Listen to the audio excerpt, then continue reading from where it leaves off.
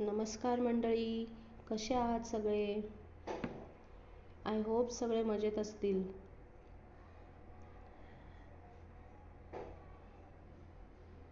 आपण नेहमी वेगवेगळ्या विचारांमध्ये अडकून असतो की कसे आपले ध्येय साध्य होणार आहे, वेगळ्या वेगळ्या टप्प्यांवर कसे आपण आपली ग्रोथ करणार आहोत. तर यासाठी आज मी तुमच्याबरोबर शेअर करणार आहे श्री रामदास स्वामीकृत मनाचे श्लोक. ह्यांचा आपण आपल्या मनाला वळण लावून घेण्यासाठी आणि हवं ते मॅनिफेस्ट करण्यासाठी त्याचा कसा उपयोग करून घेऊ शकतो ह्याबद्दल जरा मी आज बोलणार आहे तुमच्याशी. तर आज आपण बघूया मनातले श्लोकमधला पहिला श्लोक आणि त्याचा अर्थ समजून घेण्याचा एक छोटासा प्रयत्न करूया. तर पहिला श्लोक काही असा आहे: मना सज्जना भक्ती पंथेची जावे, तरी श्री हरी पावी जेतो स्वभावे. जनी निंद्यते सर्व सोडून द्यावे, जनी वंद्यते सर्व भावे करावे. तर मित्रमैत्रिणींनो, तुम्ही कधी बघितलं आहे का की एखादी बाई जी नुकतीच आई झालेली असते, ती बाई स्वतःच्या बाळाची कशी काळजी घेत असते. तिला तिच्या पिल्लूची खूप काळजी असते.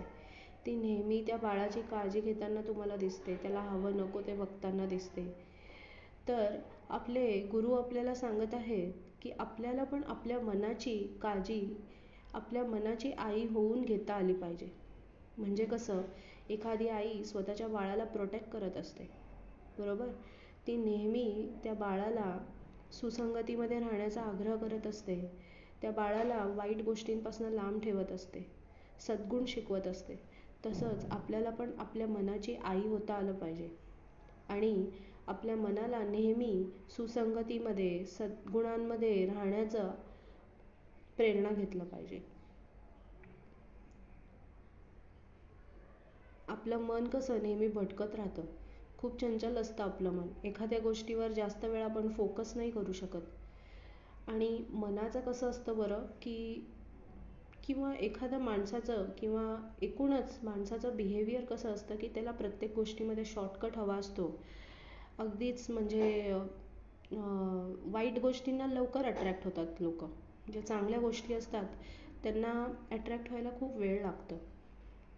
असं म्हणतात ना की जी वाईट हॅबिट असते ती पटकन तुम्हाला लागते आणि जी चांगले हॅबिट असतात ते बिल्ड व्हायला खूप दिवस लागतात. जसं की आपण सकाळी एखाद्या दिवशी लवकर उठायचं ठरवलं तर सकाळी लवकर उठण्यासाठी आपल्याला भयंकर प्रयत्न करायला लागतात. पण तेच जर तुम्ही असं म्हणत असाल की हां ठीक आहे 9 वाजता उठायचं आहे, तर 9 वाजता काय ठीक आहे आपण उठू, काय प्रॉब्लेम नाही आहे, बरोबर. पण ह्याच्यात चांगलं काय आहे की आपण जेवढं आपल्याला जमेल तेवढं आपल्याला ब्रह्ममुहूर्ताच्या आसपास उठता आलं पाहिजे. हे सोपं नाही आहे बरं. तर जे चांगल्या गोष्टी आपल्याला कल्टिवेट करण्यासाठी आपल्याला खूप प्रयत्न करायला लागतात आणि वाईट गोष्टी पटकन अट्रॅक्ट होतात. आपण पटकन आत्मसात करतो वाईट गोष्टींना. पण जे चांगल्या गोष्टी असतात ना, ते आत्मसात करण्यासाठी आपल्याला भयंकर प्रयत्न करायला लागतात. खूप आपल्याला एनर्जी घालायला लागते, एफर्ट्स घालायला लागतात.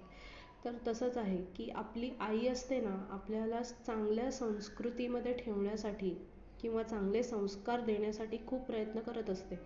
तसंच आपल्याला आपल्या मनाची आई होता आलं पाहिजे. आपल्या मनाला चांगले संस्कारांमध्ये ठेवण्याचा प्रयत्न हे आपल्या हातात आहे, दुसरं कोणी नाही करू शकत. तर नेहमी आपल्याला जे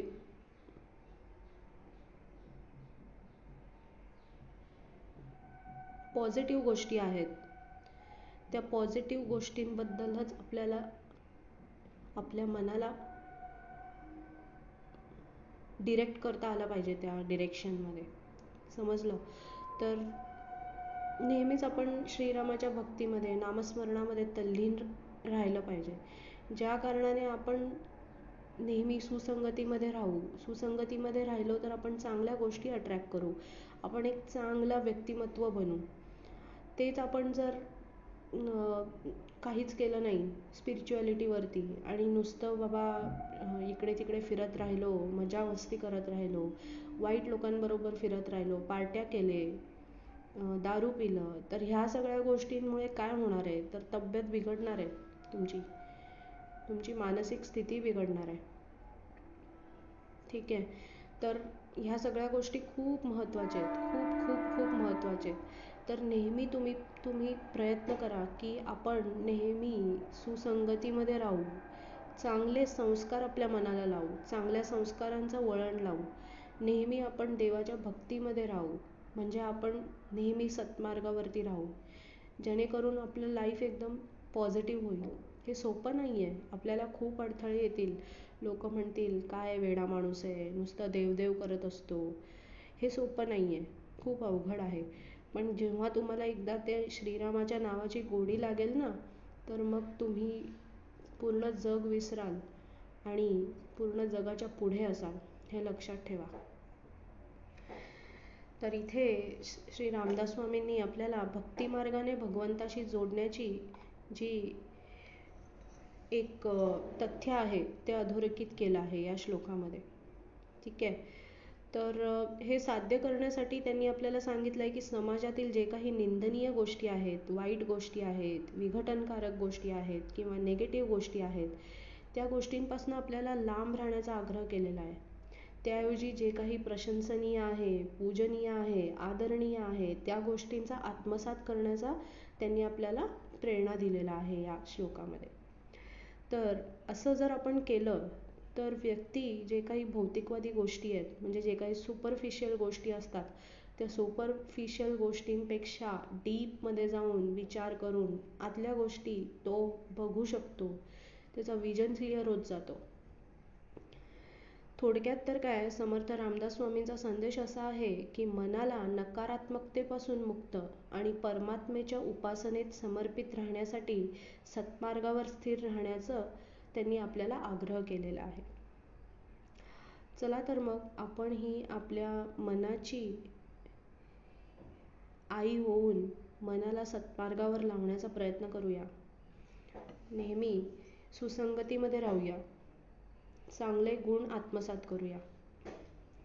तुम्हाला जर मनाचा श्लोक समजून घेण्याचा आणि समजवण्याचा माझा हा प्रयत्न आवडला असेल तर माझा व्हिडिओला लाईक करा, चॅनलला सबस्क्राईब करा आणि तुमच्या आप्तमित्रांशी हा व्हिडिओ शेअर करा. म्हणजे मला अजून काही नवीन प्रकाराचा अभ्यास करून नवीन काही गोष्टी तुमच्यासमोर उलगडता येतील आणि माझ्या प्रयत्नांना यश मिळेल.